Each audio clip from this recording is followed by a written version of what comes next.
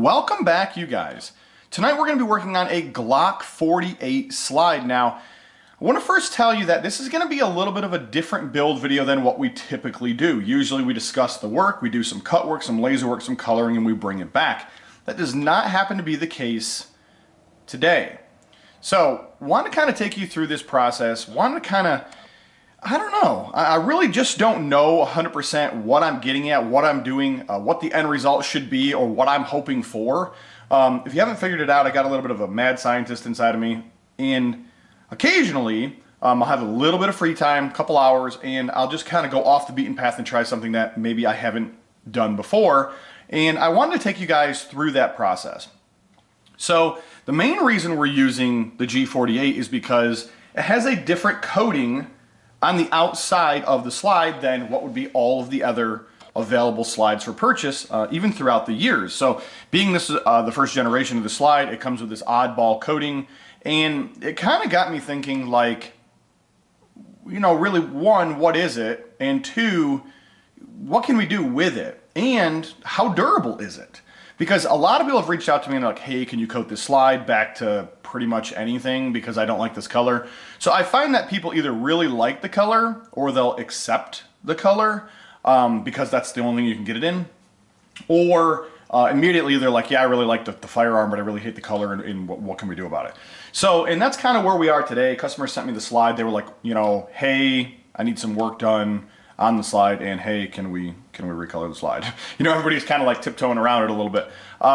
So with that being said, you know, what can we do with this coating? How durable is the coating? And I want to take you guys through that process. I want to kind of get off the beaten path of the regular build videos as we discuss, and I want to just kind of relax through a video for once and not have to kind of rush a process in a work order and really talk to you guys about my thoughts on what we're doing. We don't always get that a lot. I know that there's a lot of you guys that just want to see the cut work. You don't care about the talking. So this video may not be for you. You know, you may find out that this video is really just not doing it for you. You like to see the other build videos. So if that's you, I apologize. This is obviously something new to me, so we're gonna have to take this a little bit slower. What I first want to do with this slide is I want to run it through our ultrasonic cleaner, which you guys have not seen before. So all the slides go through an ultrasonic cleaner. They obviously get, you know, degreased and cleaned through there. Then they go right straight to the heater, and then they get cleaned once again before they get coated. But you guys don't really see like the ultrasonic cleaner part of it. I want to kind of take you through that, and I thought the first thing that we're going to do is kind of run it through the ultrasonic cleaner and get all the junk off of it. Not only are we removing any of the crap that's on there now, I also want to see if the ultrasonic cleaner destroys the coating. If you leave, depending upon your solution and how, you know, nice of a machine you have, if you leave something in an ultrasonic cleaner too long, it potentially could chip the coatings right off. So if you were to take a Cerakoted slide and toss that in there, 9 times out of 10, if you leave it in there long enough, it'll peel the coating off. Usually not real fast, but it will do it. And the other thing is, since the whole thing is shaking, right? If you put the slide in upside down, that means that this part up here and down here, that's actually on the metal basket. So it's actually rubbing. So not only are we going to get a little bit of a clean process here, we're also going to get a little bit of a rub process here, which is perfectly fine because in this particular case, I still have to cut the slide, I still have to recoat the slide.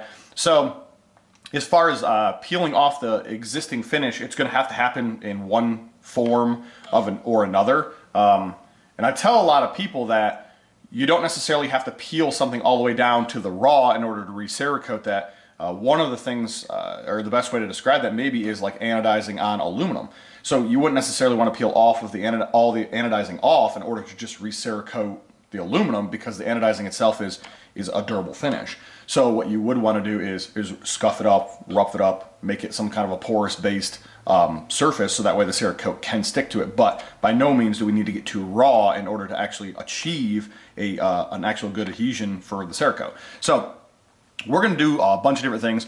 We're going to first start with running it through the ultrasonic cleaner. Guys, I'm going to get you over to there. Let's discuss that process just a little bit more. And then, of course, as it comes out, we'll kind of just see what kind of results we get. All right, guys, well, this is going to be the first test through the ultrasonic cleaner.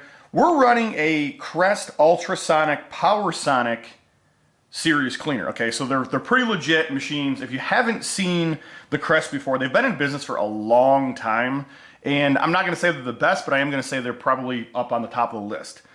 So that being said, the actual cleaning process that we're going to be running the slide through is a very efficient, tried and true process. What we're first going to do is we're first going to do it what's going to be a slide down, and we're going to try to get most of the junk off of the inside, and then we'll flip it over and we'll run it with the top and the front top and the front rear down. So we're basically going to go in like this. This is a new batch of solution that we're running in here. We're not going to get into formulas and chemicals and things like that. I find something that works a little bit better than maybe some of the other people that are out there. This is, once again, one of the things that we don't normally discuss. So we're gonna kind of just run it. We're gonna do a 20-minute cycle on this. And I have the temperature heater set to the max, which is actually 80. So sometimes that will fluctuate from like 79 to 82. But we're pretty much at max right now. So what we're gonna go ahead and do is we're gonna go ahead and put this down in here. And we're gonna go ahead and put the lid on. We're gonna run this guy for what's gonna be 20 minutes. And then whenever it's done, I'll just pull it right straight up. It's gonna be super hot, so I'll probably use a glove, like one of the rubber gloves, and we'll just kind of see, we'll see what we get. So, all right, so let's just let it run.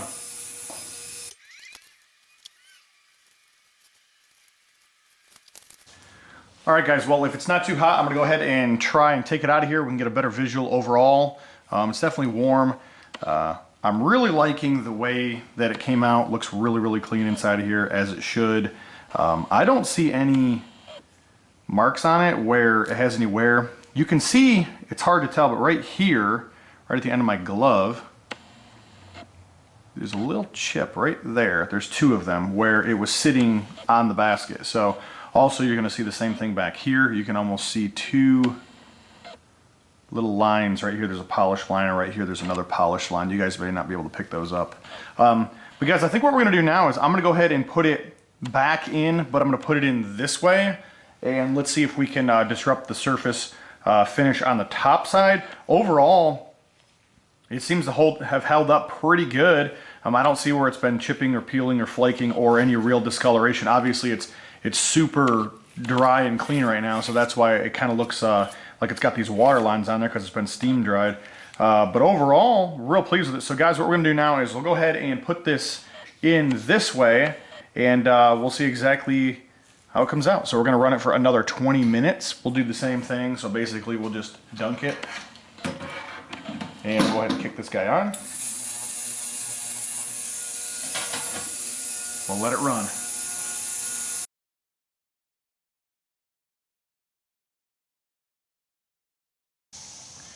All right, guys, let's take a look and see exactly how it came out. I apologize if you see a whole bunch of kind of stuff in the air moving around and floating around in here. I had the door closed and I was doing some barrel buffing. I've got a bunch of barrels I need to send out to Sandblasting out of California, and I just kind of really am under the gun to get them done. So in the meantime, while I was waiting for this to finish, I was doing some barrel stuff. So in the background, you're going to see a bunch of stuff kind of maybe floating around, and there's some stuff on the floor I'm trying to just kind of clear out of here. But let's take a look and see exactly how it came out on the top side. I'm just curious about wear, and you know, not really seeing a whole lot of it. Definitely up here. We can get some of this water off here on the front. Right here at the nose, and I'll take some pictures of these before we move on. But you can definitely see some wear here where it was probably just shaking on the basket, more than likely. As we kind of discussed earlier, I had anticipated that we were going to see some wear just due to metal on metal vibration. We can also see a little bit here in the back zone. But overall, I'm pretty pleased with it. I don't see any discoloration or any chipping or any real peeling. Just a little bit of wear. We were seeing that wear. But overall, I don't see where it appears as though the coating is you know, coming off itself just due to the chemicals and to the process. So overall, pretty pleased with that. Once again, as we stated kind of earlier in the video, if you were to have taken a Cerakoted slide and put it in there, you're definitely going to see the wear marks. So wherever it touches metal on metal, you're definitely going to see those. And potentially, if you left it in there long enough with the correct solution, it would peel itself down to raw, because it is using a frequency to remove material from the surface of the metal, therefore it will break down the Cerakote using the frequency. So obviously that's what it's designed to do. So you know, under long run times, you're eventually going to get that. Guys, what we're gonna do now is I want to see how this stands up to a wire wheel and also to a buffing pad. Those are two things that I want to see. I want to see, does it just peel off, or does it get us right down to the bare metal if we take it over onto our bench grinder with the wire wheel? I think the wire wheel is a, don't quote me on this, I think it might be either a 60 or an 80, they call it. And then the buffing wheel that we're going to be using is actually a cutting wheel. So it's a yellow one, not a white one. And we're not going to run it super long. I'm not trying to peel the coating off. I just want to see if we hit it real quick. What results do we get? I'm anticipating that we're going to see some shininess on the wire wheel, and then eventually we'll hit the metal. And then on the other one, I'm assuming that it's just going to buff out to look like a piece of chrome right in that zone. Nonetheless, let's kind of see what we come up with on that. All right, guys, I'm going to do my best to do the wire wheel first over here.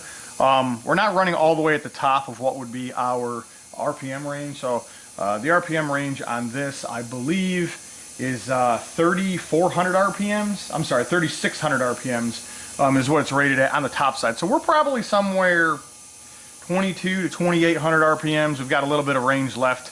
We're going to go ahead and do it over on the wire wheel first. Then I'm going to bring it back. We'll kind of see what we get. I don't know if I'm going to have to clean it with something in order for you guys to see that. So there may be a break in the video if we just can't, if it's so dirty or something like that, we just can't see the real surface. So we'll see what we come up with on that. So I'm going to do my best to try to navigate this process and let you guys still see kind of what's going on here.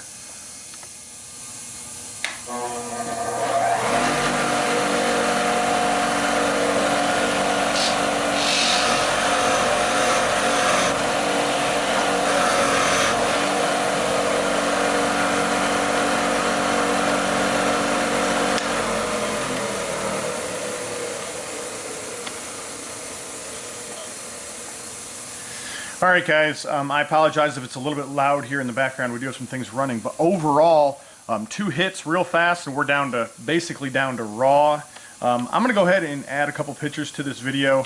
I mean, it was literally like a hit and we were raw. Now, just for the sake of discussion, I have done this before with a nickel boron slide, the Gen 3s, and it was a long process to peel off the nickel boron versus whatever this coating is that's on here now. So with that being said, I know a lot of you are like, well, if you run it under a bench grinder, you're going to take it off. This is a brass wheel, okay? So that's what this is. This is not a steel wheel or anything like that. It's a brass wheel. But the idea really is how long does it take? And what does it look like when we do it? Does it peel from that zone, or does it just, you know, wear from that zone? And those are two totally different things, because if it peels, that means any separation in coating would mean it would existingly peel. You know, it would continue to grow. I in particular, my opinion of this is I don't see that being the case. For me, it seems as though, from what I can tell, it looks like it just basically wore that zone. I'm not really seeing any peeling or anything. Guys, I'm going to take you outside. I'm going to go ahead and get a couple pictures of that real quick, and then we're going to go ahead and do a buff on this side, which would be our left side, and just kind of see what we're kind of getting here as the in the differences between these two. Alright guys, so now we're going to go ahead and run it on what's going to be our cutting wheel. I'm not going to use any compound that's on there. I've been buffing today already, so there's probably a little bit already on the wheel itself. And really what it comes down to is we just want to see what reaction we get when we put this underneath here. We're not really going for a polished you know, result. I just want to see what we get. Does it polish or does it remove?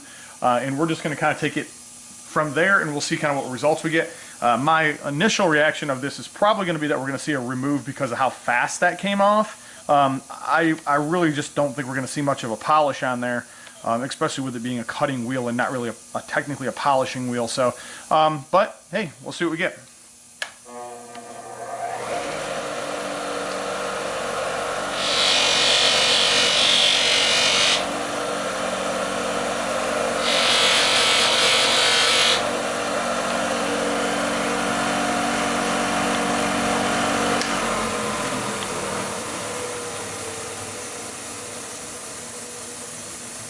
Well, overall, we definitely got a polish off of it. I'm not really seeing the actual steel of the slide coming through. You know, obviously the right side is raw, we're down to the raw, and the left side looks like it's a polish. I don't know how much of that you'd be able to hit and continuously go before it actually penetrated all the way through. I only ran it for 15 seconds maybe. You could definitely get a different visual off of it if that's what you were looking for with the slide, but basically from what I can tell, that's pretty much onto the raw. I mean, we're getting there. This is definitely raw, which would be the right side. The left side is really, really close, if not already there. I would dare say any kind of polishing of this is probably going to almost immediately going to remove your coating. So guys, I'm going to take a couple pictures of that. We're going to go back over to the stainless table. I want to talk about a couple of things that maybe you haven't thought of. All right, guys, well, I took those pictures outside that we've kind of already looked at here, and this is coming right back over to the table. I wiped this down with a baby wipe because I've got kids and they're pretty much everywhere. And then I wiped it off with a paper towel just to kind of get it back to where are we. And quite honestly, I'm pretty impressed because the buffer didn't do nearly as much as I thought it had. Obviously, the grinder took it down. We're down to the polished. That's basically polishing the steel. And this side was a little bit of discoloration as we had seen it. Even in those pictures, it looked like it. But after I wiped it off and got it back to clean, it's a little bit more shiny there, but not a lot. Now, keep in mind, we only hit, you know, the wheel very little on the buffing, and really I just want to see what it would do, you know, because I think my personal opinion is if you're using something like a leather holster, some kind of a padded holster, or maybe even a Kydex, you're probably going to get closer results off of what the buffing wheel would be versus the actual brass wire wheel. And I say that because obviously the RPMs and how many times it's hitting it in such a fast and short period of time. But overall, I think that nothing's really going to be so much metal on metal as it would be with a holster. Overall, very pleased with the way that did hold up. So much in fact that really, it's really hard to tell. I really can't even tell if it was buffed. I mean, I can see a little bit of discoloration there. Without a doubt, you can see there's a little bit of a line here that kind of goes over the edge. And you can kind of see it a little bit right here. You can see shiny in some kind of a dull. It's almost a two-tone right there, almost in the center where the hole is. But unless you knew that was actually done, I'm not so sure you would actually see that. Now, keep in mind, you know, I've got different buffing processes with different machines to achieve different results, and that one seems to be the process that I usually take whenever I'm just trying to hit something fast. If it's something like a big item, I'll run it faster on that than I will with a smaller tool. But obviously we've done, you know, a lot of different barrels, and I've polished a lot of different kinds of steels and stainless steels, so I'm pretty familiar with the process. Overall, I am really pleased with the results on that. Now, what about color? And I know you're thinking, you're like, what does that mean? What that means to me is we're going to take this to a laser that you guys haven't seen before, and we're going to see if we can draw color to the surface through the coating. Now, before you're like, what is that? The idea here is that the coatings that they put on these slides are PVD-based coatings. Some of them have obviously different materials in those coatings. So much like you would see with the 19X, if you've been following me on Instagram for the last year or so, you'll notice that I posted a picture of where I actually took the coating from the 19X and changed it to blue without actually damaging the coating, and it won't come off because I actually changed the tone of the coating. So the scientist inside of me says, can this be done with the 48? And that's kind of where we are with it now. So we're going to take this to another laser. I'm going to run some tests on this over and over and over again. I'm going to see if it is possible to actually pull color to the surface of the slide, not the slide itself, meaning the steel, but actually the coating itself. And with it being as hard as it is going through the buffer and not coming off, that could be pretty cool overall. So let's see if we can achieve some results on that, and let's just see what we come up with.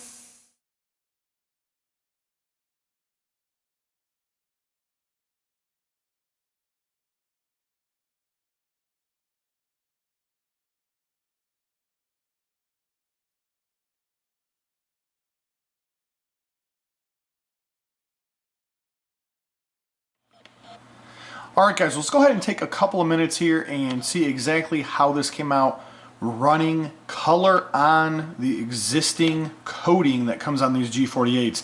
Now, I apologize about not really showing a lot of this footage. It comes down to a couple of things. One, it's a slow process. It's kind of one of those deals where it would take a long time in order to actually view the content because it's several passes at a specific speed. And two, a lot of that also has to come down to that there's a little bit of secrecy to it. I have a lot of people that reach out to me across the country day in and day out about how do you run this and how do you run that and how do you achieve the results that you're achieving. And really that's kind of why we don't show a lot of the intricate processes of some of the more advanced work, because it's really specific work, and I hold those cards pretty close because I really don't want to let all of that out. It's one thing in order to achieve a color on titanium, which a lot of you guys see. Titanium is a reactive metal, but it's also a different story to achieve a color on stainless and to also achieve a color on a coating that you don't know anything about. So with that being said, these are different layers and different levels of work here. So let's discuss it a little bit here. Obviously I ran it, it says G48. The idea is what can we get off of the factory coating? And that was really what I was pushing. So we ended up running a lot of passes. We ended up coming up with a lot of different results. I'm definitely going to add some pictures to this because you're going to be able to see those a little bit better. Some of the ones that you probably are having a tough time seeing, this is actually a dark gray. So over here on the right hand corner, it's darker than what the slide is, obviously, so it almost looks like a black. We also did get black, which is over here. Now, don't be confused. This isn't just charring the coating to give it that black tone. We are still in the coating, so you can't actually feel any of these with your nail. So the idea is that we're actually applying or achieving a color on the coating and not necessarily penetrating the surface of the slide. So we've got like a gray, we've got like a black. We ended up coming up with several gold colors, and I do have a flashlight here. Hopefully we'll be able to see it a little bit better. We ended up coming up with a bunch of golds. I ended up getting one green that was in there. It's really hard to achieve green. It's one of those finicky colors that, and I won't go into great details, but basically the way that the colors kind of lay is that when you do a certain thing, you get a certain result, and then of course if you keep going, you get another result, much like anodizing titanium would be with heat. You start with a series of colors and you kind of work your way through the range, and once you kind of get past one color into the next, there is no going back. Especially with a coating like this, like we can't start over, especially if we were to run something like a scroll work pattern or a name. We can't just say, oh hey, let's start over again, because we don't have any way of applying that coating back to the surface of the slide to, you know, start from the beginning. So a little bit of greens, a little bit of golds, a lot of different colors overall. We were getting a lot of different shades of a bunch of them. Now we also got blue. Blue is also another really hard one to get. You guys can see that there's two of them side by side here, the G48 and the G48. Once again, I'm going to use my flashlight here. We'll see if we can get you guys a little bit better of a visual, and I don't know if you guys are just going to get some reflectiveness off this. You may. Maybe it's not a good idea to use the flashlight. We're just going to roll with it. So obviously you guys can see we've got some golds, we've got a little bit of green, we've got some blacks, we've got some different tones here. The blue is usually what most people are after, especially because it has a nice offset. So the blue on gray, I can also achieve blue on gold with which would be your tin-based coating. So overall, really cool. Now this is also blue. It's going to be kind of hard to see. We will include a picture. Wanted to run a small, kind of just a section, kind of give you guys an idea of what could be applied to what would be the factory slide. Now, once again, as we discussed, it's a slow process. So it's one of those deals where the cost that that plays into effect to actually turn out a piece of work like this is significantly higher than, say, just maybe Cerakoting the slide and peeling the Cerakoting with the laser. But at the end of the day, you know, this is in the coating, so this isn't gonna come off, and we've already kind of established that this is a pretty durable coating. So the idea is that if you ended up wanting, you know, a blue or a gold, or even, you know, some green or some black. The black is really nice, the black on this gray. And you wanted it to be a permanent coating in the coating, maybe that's the best way to say that, you can only achieve that with a laser. Okay, so obviously if you do a Cerakote, you're gonna back into stripping this off. You're getting back into the wear aspect of it. This is a higher wear coating than you're gonna get with, with Cerakote. So guys, I think the next step here for me is going to be the sandblasting. I'm going to do my best to see if I can get any kind of footage off that. The issue we run into is that there's just so much dust inside of there. We're looking through a piece of glass. So I don't know if you guys will be able to see that at all, but what's going to happen is I'm going to sandblast it. I'm going to bring it back. We're going to take a look at it before I run it back through the ultrasonic cleaner again to kind of give you a visual of what happened to all these and also what happened to the coating, right? So what happened to the actual factory coating? Did we get all the way down to the raw? Or did we go back to where it is kind of like with the polish and we just kind of got like some kind of a weird matte finish? So we're going to see what that turns out to be. My guess here is that the G48s that have been engraved are going to leave some kind of ghosting on there. Even if it was to strip off all of the coating, I have a feeling that on some of these, because we were in the learning process, some of these will probably have done a actual char to the metal itself. Even though we're in the coating, you have to understand that we are still applying temperature to the coating, which is right above the metal. So I'm anticipating that we're going to see some ghosting there. I don't think it'll be a lot. Definitely one of those things that once it's been Cerakoted, you're not going to see that. But I think we're going to see a little bit of that left over. So I'm going to go ahead and peel this off, and let's just see what we come up with. Alright guys, well this is the slide right straight out of the sandblast cabinet. Unfortunately, I was unable to get you any video footage of there. Way too much stuff blowing around in there, just couldn't really see what was going on. Let's discuss this as a whole, this last step with the sandblast. Then we're going to move right on into our final thoughts of the coating and of what we figured out. So I have some final thoughts there I'd like to discuss. So overall, I think the coating is pretty durable.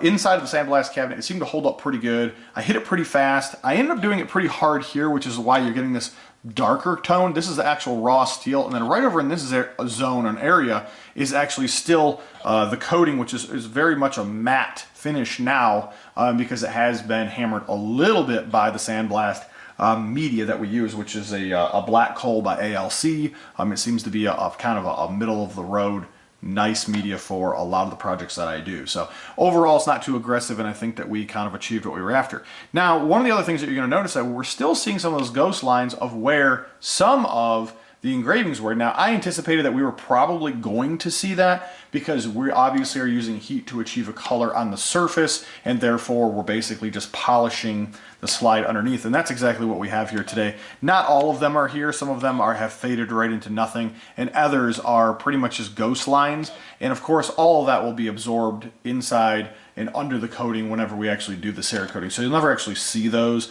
It just happens to be that we see a little bit of a polished zone on some of these where basically we ran that to achieve that color. So guys, I want to give you my real thoughts on the coating and what we kind of found out here.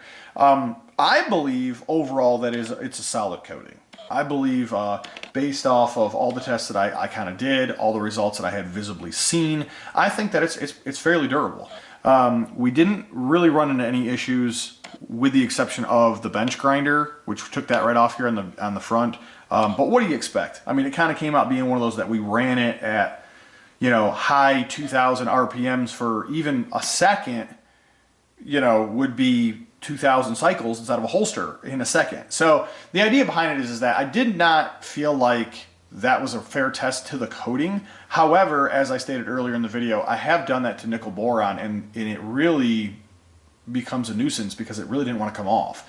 The nickel boron is a very, very tough coating overall, and once again, that was offered several years back on the Glock Gen 3s. So with that being said, there are more durable coatings, I believe, that are out on the market, but by no means do I believe that this is a bad coating. And aside from the color, I'm not a big fan of the color, but as far as the actual durability of the coating itself, I believe that it does hold up to what would be standard expectations today as far as being in the carry world, as far as being in the usage world. I think it's just as good as probably anything else that's out there. Quite honestly, it may be even more durable than Cerakote. Most of the time, if you were to even run it under the cutting pad, the Cerakote would have peeled. And we would probably have seen more chipping and flaking coming out of the sandblaster and definitely out of the ultrasonic cleaner. So I believe, obviously, it's a harder coating than Cerakote is. Obviously, Cerakote comes in multiple colors and it's a different process. However, the coating is durable. So if you happen to enjoy the color of it, or maybe you just want to run it for a while, maybe it's a daily carry, something along that line, and you know that it's going to see some wear and tear, it's probably a pretty safe bet that it's going to hold up to your expectations for the longevity of your slide. Alright guys, well hopefully you enjoyed this video. There happened to be a lot of talking. I apologize for that, but it ended up being more of a mad scientist trial and error thing to see if we could actually achieve something that we were unable to really determine whether it could be done or not.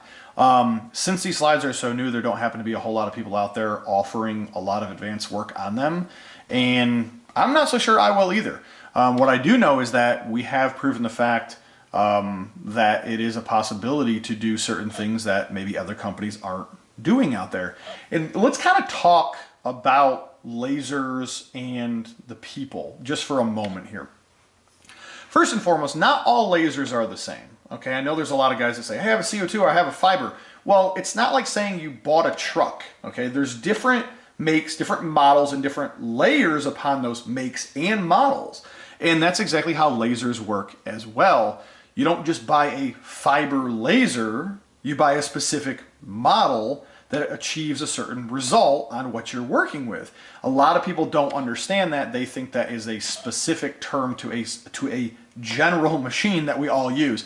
That is 100% incorrect. With that being said, so that's something to take into consideration. The next thing to understand is that there's really a difference between users, advanced users, manipulators, and content manipulators. So you have users who are, yeah, I can engrave something, we do logos, we do text, we can make it happen. You have your advanced users, which is the next step up, that can really, yes, we can do laser stippling, yes, we can do this, we can do multi-tiered stuff, and some of you may be able to punch holes through slides. Then you get into your manipulators, and the manipulators of the machine are gonna downright tell you, we can make it do things it shouldn't be doing. Guys, you have probably realized already that I'm a manipulator of the machine. We can all use the same machine. We can all walk to the exact same table with the exact same machine, and at the end we're going to achieve different results because we know what we're looking at and we know how to get the results we're looking at because we've been down this road before. The next step up that you're going to find, which there aren't a whole lot of them, there are several, but there's not a lot, and that is content manipulators of the source. So what it is we're basically taking some kind of a source material, whether it's a plastic, it's a metal, it's brass, whatever the case is, and we're actually using the laser to manipulate that piece of content to yield us a certain result. And what I mean by that is anybody can take a laser and draw color to the surface of stainless. So it could be a sheet of stainless, it could be a stainless rim on your car, it could be a stainless slide. But then we get into the manipulators of the content, and that's what I'm getting at. And that's what we've done today. We've actually decided that we want to take and draw color to the surface of not stainless, but actually of a coating. And you can do the same thing with plastics in some particular cases. You can do the same thing with other metals in some particular cases. So you guys happen to see a lot of like titanium. There's a lot of videos out there. Guys are drawing color to the surface of titanium. Titanium is a reactive metal. So if you heat it, if you use it, you charge it with a battery in some sort of a solution, you can draw color to the surface of it. But that's totally different from doing it on, say, aluminum, or doing that on stainless, or doing that on brass. Those are all different metals, and some are easy to do, like titanium, and some of them are not easy to do, and to some people, they'll never be able to be achievable. So that's kind of where we are today. We're actually manipulating the content or the source, which would be our coating, to yield a specific result because we know how to get that result because we can manipulate the laser. So in the end, there's different tiers of operators, okay? And that's exactly where we are today. Please don't be fooled by the people that tell you, yep, we can do it, we do the same thing as everyone else. There's definitely different layers of everything. This is why you have professional athletes, and this is why you have people that think they're professional athletes, but they don't have a job doing that. So the idea behind it is that do your homework. Source your work out to the person that you feel is most confident in doing your work. You don't have to go to the top tier guy in order to do the middle of the road job. But if you have a top tier job, you need to find the top tier guy. And that's kind of how that works. So hopefully you guys have learned a little bit from this video today. Hopefully if you're laser users, you become a little bit more educated of exactly what can be done with manipulation and source manipulation. And there's different layers upon that, and someday we'll even branch into those. If you like the content, give us a thumbs up. This is definitely different than what we typically do. Unfortunately, it's a lot more talking. I apologize about that. Hopefully, someday, I'll do a class and you guys can actually come see me, and then we'll actually do discussion in the class with results of our project. So we'll come up with some kind of an idea, and then we'll go ahead and execute that during the class. We'll actually discuss why we're getting what we're getting. So if that seems like it's something cool to you, feel free to reach out to me, and we'll kind of maybe see if we can set something up like that together. If you haven't been subscribing to our channels, we have two.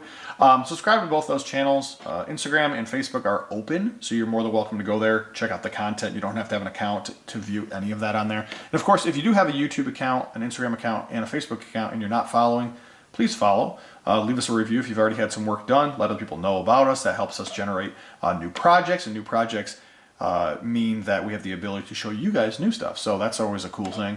And then, and really, if you don't have any of those sources, you can go to our webpage. We do have a contacts tab on there. You are able to fill that out. Let us know exactly what you want to have done, and we'll kind of hit you back, and we'll go from there.